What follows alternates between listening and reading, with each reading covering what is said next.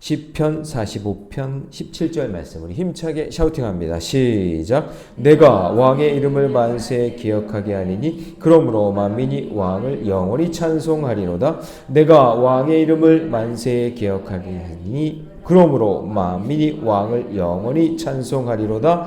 내가 왕의 이름을 만세에 기억하게 하리니 그러므로 만민이 왕을 영원히 찬송하리로다. 시편 45편 17절 말씀. 아멘. 할렐루야. 네, 오늘 함께 읽은 귀한 말씀을 가지고 왕의 권세를 소유한 자, 왕의 권세를 소유한 자라는 제목으로 하나님 말씀 함께 나누겠습니다. 자, 시편 45편 여러분 표제어를 보면 파란 글씨로 고라자 손에 맞서길, 그 다음에 뭐라고 되어 있냐면 사랑의 노래 이렇게 되어 있고 인도자를 따라 소사님에 맞춘 노래 이렇게 되어 있죠. 사랑의 노래라는 걸 좀 기억해 주시고, 그 다음에 쇼산이라는 게 뭐냐면 히브리 말로 쇼산은 백합화예요. 백합화. 그래서 이 백합화의 꽃말이 뭐냐면 순결, 변함없는 사랑, 그런 의미가 담겨져 있습니다.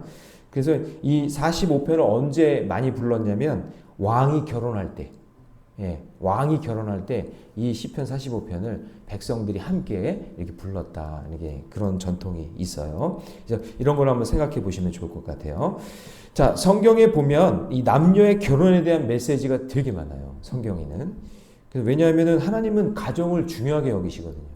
여러분, 하나님이 만든 기관은 두 개밖에 없습니다. 가정과 교회입니다. 나라를 만드신 적이 없어요. 여러분, 우리가 정치, 경제, 사회 이 모든 것들을 다 이렇게 관심 가져야 되지만 정말 하나님의 관심은 어디에 있냐면 가정과 교회예요. 이거를 중요하게 봐야 됩니다. 그래서 여러분, 특히 주님과 우리의 관계를 신랑과 신부로 묘사할 때가 많잖아요. 그럼 예를 들면 몇 가지만 예를 들어볼게요. 자, 창세기부터 아담을 만드시고 아담이 독초하는 게 보기 좋지 않아서 하와를 만들어 주셨잖아요. 가정을 만들어 주셨다. 그리고 솔로몬과 술라미 여인의 사랑 이야기도 그냥 단순히 둘이 그냥 사랑했다. 그게 아니라 술라미 여인이 백성을 상징하고 솔로몬이 하나님을 상징하잖아요. 그게 사랑의 이야기. 그리고 예수님이 공생애 할 때 첫 번째, 예수님의 공생애 첫 번째 사역이 뭐예요? 가나의 혼인잔치. 그렇죠? 첫 번째 사역이에요. 그게 예수님이 이 땅에 오셔서. 그 요한계시록에 보면 이제 끝도 뭐라 했냐면 어린 양의 혼인잔치. 그래서 여러분, 가정에서 시작해서 가정으로 끝나는 거예요. 그래서 이게 굉장히 중요한 키워드라는 거죠. 그리고 에베소서 5장에 보면은 이게 좀 더 구체적으로 아내와 남편에 대한 권면이 나오는데 남자와 여자가 부모를 떠나 한 몸이 될지라. 그러면서 뭐라고 되냐면 그 뒤에 이렇게 돼 있어요. 그 비밀이 크도다. 자, 남자와 여자가 만나서 가정이 됐는데요. 부부가 됐는데 그 비밀이 크대요. 그러니까 거기에 영적인 의미가 있는 거예요. 그 의미가 뭐냐? 나는 그리스도와 교회에 대하여 말하노라. 아, 남자가 여자가 만나서 부부가 되고 가정을 이룬 그것을 통해서 하나님께서 무엇을 말씀하시냐면 나는 그리스도고 너희는 내 백성이다. 이 교회다. 라는 이 비밀을 우리에게 알려주시기 위해 가정을 허락해 주신다라는 거죠. 그래서 부부관계가 예수님과 교회에 대한 이야기로 확장되고 있다는 것을 우리가 볼 수 있는 거죠. 그래서 오늘 시편 45편을 보면서 이거 단순한 왕의 결혼식이 아니라 그냥 왕의 결혼식이 아니라 메시아 예수 그리스도를 예표하는 우리의 왕 되신 그분과 그리고 그 백성된 우리가 어떤 관계여야 되는지 그것을 우리에게 설명해 주고 있습니다. 제가 세 가지를 함께 이야기를 나눌 건데요. 자, 첫 번째는요. 왕의 권세를 소유한 사람, 왕의 권세를 소유한 사람은요. 자, 저를 따라해 보세요. 왕의 언어를 사용한다. 시작. 왕의 언어를 사용한다. 자, 여러분 1절 말씀 같이 있습니다. 1절 시작. 내 마음이 좋은 말로 왕을 위하여 지은 것을 말하리니 내 혀는 글솜씨가 뛰어난 서기관의 붓끝과 같도다. 자, 여러분 주님의 신부된 자는 그 마음에 감동되어서 좋은 말을 품어요. 여러분 결혼식 때 되면 결혼식장에 가면 왠지 좀 이렇게 그때 사용하는 언어들이 있지 않아요? 기분도 좋고 행복하고 복되고. 그러니까 언어가 좀 달라져요. 좋은 말을 품고 있고. 그 다음에 여기 보니까 글을 잘 쓰는 서기관의 붓끝처럼 어떻게 해요? 그 언어가 왕의 언어를 사용한다. 그런 얘기예요. 그냥 거칠거나 천박하거나 그런 말이 아니라는 거예요. 우리가 결혼하면 신랑 신부가 같이 있어서 온 하객들과 같이 축복된 언어, 복된 언어를 사용하는 것처럼 우리가 주님을 신부로, 우리 신부된 우리가 주님을 맞이했을 때 그 사람의 언어가 뭐로 바뀐다는 거예요? 왕의 언어로 바뀐다라는 거예요. 그래서 여러분의 입술에 우리 왕이신 주님의 언어가 있기를 주님의 이름으로 축원합니다. 그렇다면 왕의 입술에 무엇이 있기 때문에 아름다운 걸까요? 자, 두 가지를 이야기할 건데요. 2절 말씀 같이 있습니다. 시작. 왕은 사람들보다 아름다워 은혜를 입술에 머금은. 자, 은혜를 입술에 머금다. 거기 밑줄을 쳐야겠죠. 은혜의 입술. 은혜의 말을 한다는 얘기예요. 왕의 입술에는 하나님의 은혜가 흘러요. 그러니까 지금까지 지켜주시고 인도해 주신 그 하나님의 은혜, 그 은혜가 그 입술에 늘 있다는 얘기예요. 왕의 권세, 하나님께서 이렇게 지켜주셨어요. 하나님이 이렇게 인도해 주셨어요. 아멘 좀 해보세요. 하나님이 보호해 주셨어요. 그 힘들고 어려운 그 인생이지만 하나님이 함께 해주셨어요. 그런 은혜의 언어가 그 입술에 있다는 얘기예요. 그게 왕의 언어다. 그 얘기예요. 여러분, 왕의 언어를 가지려면 은혜를 고백해야 돼요. 누가복음 여러분 4장에 보면 예수님을 소개할 때 회당에 모여있던 사람들이 그 어린 예수님이 막 이야기하는 것을 듣고 나중에 여러분 찾아보세요. 누가복음 4장 22절 제가 한번 읽어볼게요. 그들이 다 그를 증언하고 그 입에서 나오는 바 은혜로운 말을 놀랍게 여겨. 여러분, 왕은요 은혜로운 말을 하는 거예요. 여러분이 주님의 신부 되신다면, 내가 예수 그리스도를 구주로 영접한 사람이라면 여러분의 입술에 은혜의 언어가 나오시기를 주님의 이름으로 축원합니다. 입술을 점검해 보세요. 나는 그냥 불평하고 그냥 욕이나 하고 그냥 막 그 짜증이나 내고 그런 말이었나? 아니, 내가 진짜 입술에 은혜의 언어가 있나? 자, 그리고 왕의 입술에서는요 공평의 언어가 나오는데 6절 말씀 같이 있습니다. 다 같이 시작. 하나님이여 주의 보좌는 영원하며 주의 날의 규는 공평한 규이니라. 자, 공평한 규에다가 밑줄을 쳐야겠죠. 자, 여러분, 공평한 저울처럼 정확한 수치를 말하고 공평한 판결로 백성을 다스리는 거죠. 자, 여러분, 우리가 예수님을 생각할 때 예수님은 그 입술에 은혜의 언어가 있었죠? 맞죠? 은혜의 말을 하셨어요. 은혜가 풍성하셨어요. 그런데 요한복음 8장 4절에 보면 불의에 대해서는요, 그냥 은혜로 넘어가. 그냥 은혜야, 은혜. 이렇게 불의야, 악한 것에 대해서는 은혜라고 얘기하지 않으세요. 그때는요, 예를 들어서 가늠한 여인 왔을 때 사람들이 돌로 막 던지려고 할 때, 그때 너희 중에 죄 없는 자가 돌로 치라 그래요. 예수님은 은혜의 하나님이시지만 그 은혜에 대해서, 죄에 대해서만큼은 공평하게, 왜냐하면 우리 모두가 다 뼛속까지 죄인이니까 공평한 언어를 하신단 말이죠. 그래서 예수님은 죄인을 감싸는 것이 아니라 모두에게 동일한 잣대를 요구하시는 거예요. 그래서 예수님은 죄에 대해서는 은혜가 아니라 공평하세요. 공의의 하나님. 그래서 여러분, 사랑과 우리가 공의를 이야기하잖아요. 그러니까 오늘 여기 시편에서는 뭐냐면 은혜와 공평을 이야기하신다. 그러니까 여러분의 입술에서 은혜로운 말이 나오시기 바랍니다. 그렇지만 죄에 대해서는 어떻게 해야 돼요? 공평해야 되는 거예요. 정의로워야 된다라고 이야기하는 거죠. 그러므로 여러분, 왕의 언어는 뭐예요? 은혜의 언어이고 공평의 언어입니다. 자, 그러면 은혜로운 말이 뭘까요? 이걸 알아야 될 거 아니에요. 은혜로운 말. 은혜로운 말은 하나님의 말씀입니다. 그리고 성경 말씀 자체가 은혜로운 말인 줄로 믿습니다. 그럼 여러분의 언어가, 여러분의 말이 은혜로우려면 뭐냐면 말씀을 많이 알고 있어야 내 입술에서 그 언어가 나오는 거겠죠? 자, 그러면 공평은 뭘까요?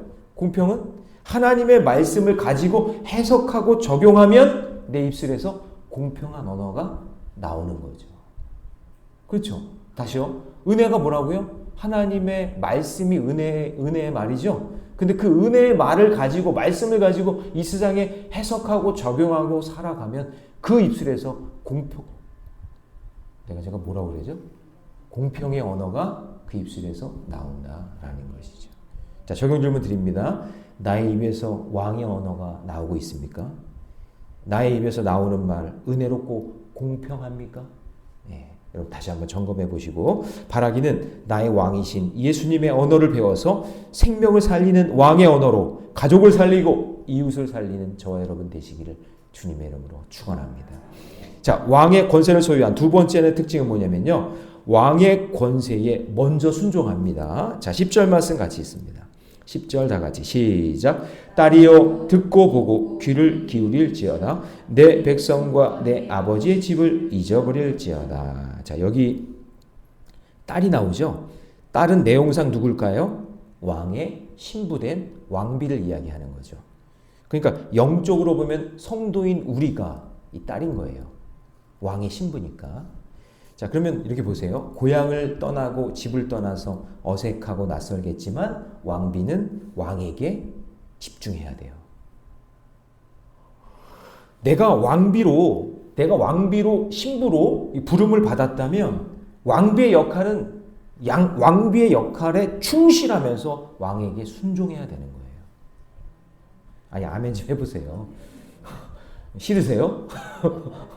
아니, 잘 보세요. 내가 왕비로 부름을 받았어. 내가 아내로 부름을 받았어. 내가 목사로 부름을 받았어. 장로로 부름을 받았어. 그러면 그 부르신 분의 뜻에 맞춰서 거기 내게 맡겨진 그 직분에 순종하고 충성해야 되는 거예요.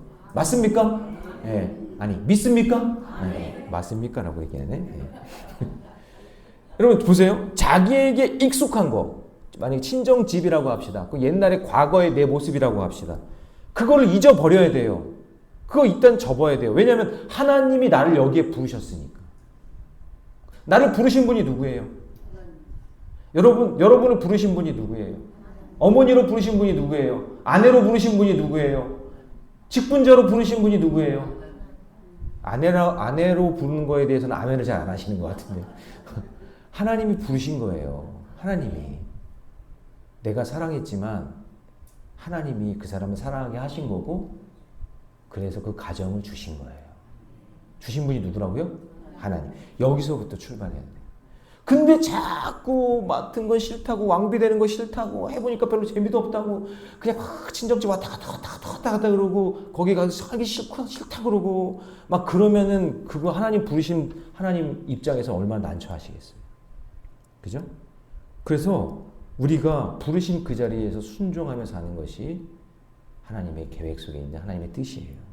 자, 그래서 11절 같이 있습니다. 다 같이 시작. 그리하면 왕이 내 아름다움을 사모하실지라 그는 내 주인이시니 너는 그를 경배할지어다. 그러니까 여러분, 나를 이 땅에 보내신 분이 하나님이고, 만약 저에게 보면 저를 목사로, 그리고 부모로, 남편으로 부르신 분이 하나님이라는 것을 믿는다면 하나님이 부르심에 먼저 순종하고 저는 그 왕의 권세에 저는 순종하겠다는 얘기예요. 힘들지만.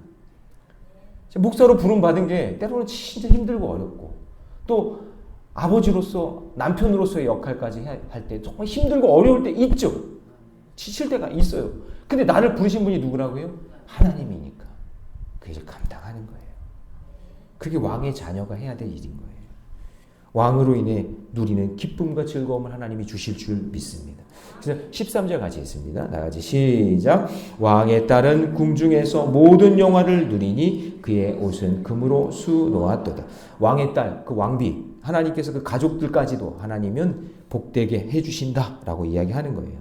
자, 그렇지만 여러분, 누리는 것에 취하거나 누리는 것에 욕심 부리면 안 되고, 왕에게 인도함을 받은 존재라는 것을 잊지 말고 왕의 권세와 질서에 순종하셔야 됩니다. 그래서 여기 14절 보세요. 수놓은 옷을 입는 그는 왕께로 인도함을 받으며 시종하는 처녀들도 왕께로 이끌려갈 것이라. 15절 같이 있습니다. 시작.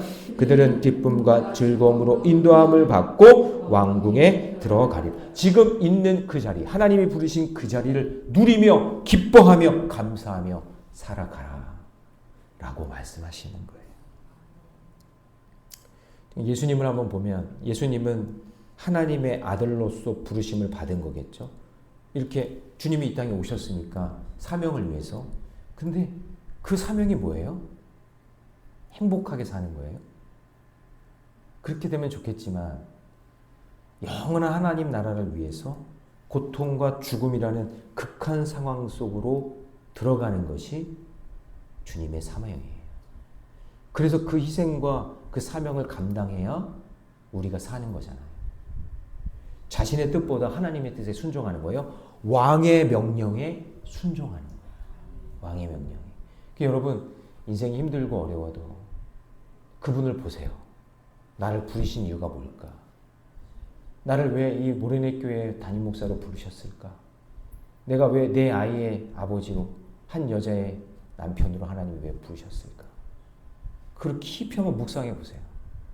그 왕의 명령에 순종하는 자가 복된 자인 줄 믿으시기 바랍니다. 적용 질문 드립니다. 나는 예수님을 믿고 받은 것만 생각하고 있지 않습니까? 예수님의 신부된 내가 순종해야 할 것은 무엇입니까? 순종의 눈이 열리기를 주님의 이름으로 축원합니다. 자, 마지막 세 번째, 왕의 권세를 소유한 자는요, 그 이름을 하나님이 높여주십니다. 여러분의 이름을 하나님이 높여주시는 그날이 올 줄로 믿습니다. 자, 왕에게는요, 존귀한 자손들에게 있는데 그들의 삶을 통해 왕가를 이루어가면서 왕의 이름이 대대로 기억되도록 왕을 높여주시고 충성과 헌신을 아끼지 않으신다는 얘기예요. 그러니까 뭐냐면 이런 거죠. 어떤 믿음의 가문이 있는데 믿음의 가문이 자기 혼자 끝나는 것이 아니라 나 혼자 믿고 잘 먹고 잘 사는 게 아니라 내 자녀 자손들에게 그 왕의 이름이, 그 왕가가 계속 이어진다, 그런 얘기죠. 그래서 하나님께서 우리 이제 사무엘상을 공부하면서 느끼는 게 뭐냐면 이 다윗의 왕가를 준비하시죠. 그걸 영적인 뭐라 그랬어요? 토양화 작업이라고 한데 있잖아요. 영적인 토양화 작업을 계속 해주시는 거예요. 왜냐하면 그 왕가를 통해서 누가 나와야 되니까, 예수 그리스도가 나와야 되니까. 그러니까 나만 중요한 게 아니에요. 자, 따라해 봅시다. 나만 중요한 게 아니다. 나만 중요하지 않으면 누가 중요한 거야? 하나님 중요하죠. 하나님 중요한데 그 복음이 나를 통해서 계속해서 흘러가기를 원한다. 계승하기를 원하고 계속 전파되기를 원한다, 그 얘기예요. 그러니까 나 때만 끝나는 게 아니라 그것이, 그 믿음의 그 계보가, 믿음의 계통이 계속해서 이어지기를 원하신다라는 거죠. 자, 그러면 16절 같이 있습니다. 시작. 왕의 아들들은 왕의 조상들을 어떻게 해요? 계승할 것이라. 왕이 그들로 온 세계의 군왕을 삼으리로다. 자, 여러분 그렇겠죠. 여러분 이런 거죠. 제가 왕가예요. 저는 왕족은 아닙니다. 예. 저희 집은 제가 그러겠지만 저희 아버지가 족보를 어디서 산 것 같아. 예. 저는 아버지가 그래요. 김혜김 씨 안경봉파 65대 손이라고 그렇게 얘기를 하시는데 제가 족보를 한 번도 본 적이 없어요. 예. 그래서 뭐 믿을 만한 건 못 되지만 그래도 제가 어디 가면 김혜김 씨 안경봉파 65대 손이라고 얘기해요. 그렇게 얘기해요. 그래서 아이들한테도 그래요. 내가 65대 손이니까 너희는 이제 66대고 이렇게 되는 거야. 이렇게 얘기한단 말이죠. 근데 여러분 사실 저는 근거도 없는 거지만 저희 그렇게 얘기해요. 근데 여러분 믿음은 또 그런 게 아니잖아요.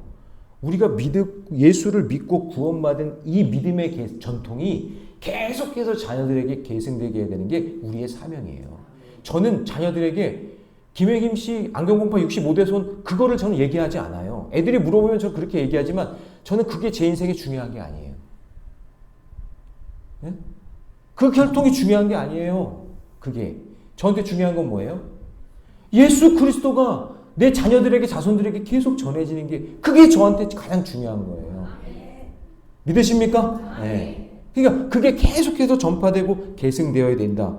16절을 보면서 여기서 왕들의 이름이 계승되는 게 아니라 주님의 이름이 계승되어야 된다는 것으로 해석을 하셔야 된다는 거죠. 그러니까 세상의 왕가도 이렇게 자기 이름을 높이려고 그렇게 이야기하잖아요. 그러니 온 세상의 믿음이 계승되며 살아가야 되는 것, 그게 주님이 우리에게 주신 사명인 줄로 믿습니다. 자, 17절 말씀 같이 있습니다. 시작. 내가 왕의 이름을 만세 기억하게 하리니 그러므로 만민이 왕을 영원히 찬송하리로다. 할렐루야. 여러분, 여러분의 가정이 만민이, 여러분의 가정 모두가 하나님을 찬송하고 하나님을 예배하는 그런 날이 오기를 바랍니다. 네. 그 이름을 높여주시는 거예요. 여러분, 인간 왕은 유한하고 미련해서 우리가 전할 대상은 아니지만, 여러분 보세요. 인간 왕은요, 하루아침에 망하게 하세요, 하나님이. 요즘 정치 이런 거 보세요. 하루아침에 그냥. 이게 성경에도 느부갓네살 왕이 막 득세하는 것 같지만 갑자기 바사 제국이 나타나가지고 하루아침에 망해요. 하루아침에. 그 큰 어마어마한 제국도 하루아침에 망하거든요. 그 인간의 이름, 인간의 계획, 인간의 뜻은 하루아침에 망할 수 있다는 사실을 꼭 기억하셔야 돼요. 그러나 영원히 망하지 않고 영원히 기억될 이름이 있어요. 그것이 전들된다면, 계승된다면 그 가문은 복된 인생이 되는 거예요. 그게 바로 주님의 이름이에요. 예수 그리스도라는 그 이름을 전파하고 전하는 저와 여러분이 되시기 바랍니다. 그 이름을요, 빌립보서 2장 9절 10절에서 이렇게 이야기합니다. 그러므로 하나님이 그를 지극히 높여 모든 이름 위에 뛰어난 이름을 주사 하늘에 있는 자들과 땅에 있는 자들과 땅 아래에 있는 자들로 모든 무릎을 예수의 이름에 꿇게 하시고. 그러니까 지금 살아있는 자나 저 지옥에 있는 자나 저 하늘에 있는 자나 모두가 다 그분 이름 앞에서는 다 무릎을 꿇어야 된다, 그 얘기예요. 그 이름을 우리에게 주신 거예요. 그 이름이 뭐예요? 예수 그리스도. 이 이름이 높여져야 된다라는 거예요. 내 이름이 높아지는 게 아니라 그분의 이름이 높아져야 될 줄로 믿습니다. 그 이름을 믿는 자는요, 병에서 자유함을 얻고, 그 이름을 믿는 자는 구원의 영광을 이루고, 그 이름을 믿는 자는 사탄과 악한 영과의 싸움에서도 이기게 될 줄 믿습니다. 그 이름을 붙잡으세요. 네, 그 이름을 붙잡고 승리하는 인생 살아가시기를 주님의 이름으로 축원합니다. 자, 적용 질문 드립니다. 내 삶을 통해 예수의 이름이 드러나고 있습니까? 여러분의 가정을 통해 예수님의 이름이 드러나고 여러분의 삶을 통해 예수님의 이름이 드러나기를 원합니다. 자, 말씀을 정리합니다. 왕의 권세를 소유한 자는요, 첫 번째, 왕의 언어를 이야기합니다. 말이 달라요. 말이 달라요. 그리고 두 번째, 왕의 권세에 순종합니다. 그리고 예수 그리스도의 이름, 그 이름을 높이며 살아갑니다. 저와 여러분이 그런 인생 되시기를 주님의 이름으로 축원합니다. 기도하겠습니다. 사랑의 하나님, 주님의 은혜 감사합니다. 예수 그리스도 왕 되신 주님의 이름을 찬양합니다. 은혜로운 입술, 의로운 통치로 다스리는 왕 되심을 우리가 믿습니다. 우리가 주님의 신부로 부름받았으니 주님, 세상을 잊고 세상을 잃어버리고 이제 주님만 따라가는 믿음의 백성들이 다 되게 해 주시옵소서. 주님, 우리의 삶에 주님의 이름이 드러나는 향기가 일어나게 하여 주시고 영원히 찬송받으실 주님을 우리의 심령에 모시고 기쁨과 즐거움으로 살게 하여 주시옵소서. 왕의 권세를 소유한 자로서 왕의 언어가 내 입술에 늘 선포되게 하여 주시고 왕의 권세에 순종하게 하여 주시고 주님의 이름을 높이며 울더라도 전하며 살게 해 주옵소서. 주님, 왕 되신 주님의 이름에 통치하심을 감사하며 찬양하며 드립니다. 김영진 목사 가정 드립니다. 베트남 선교 예물 박열구 권사님 드립니다. 교회학교 여름 행사를 통해 주님의 영광 드리기를 원합니다. 박희열 목사님 귀한 예물 드립니다. 허영자 집사님, 유춘봉 집사님 주일 헌금 예배 드립니다. 또 송문정 성도님 맥주 감사 예물 드립니다. 이 귀한 예물 하나님이 받으신 줄 믿사오니 하나님 적어내린 기도 제목마다 응답되게 하여 주시고 삶의 지경을 넓혀 주시고 2025년 절반이 지났습니다. 이제 후반기 사역 가운데 하나님께서 기름 부어주셔서 풍성한 열매가 맺는 가정들이 되게 해 주옵소서. 이 모든 말씀을 주 예수님의 이름으로 기도하옵나이다. 아멘.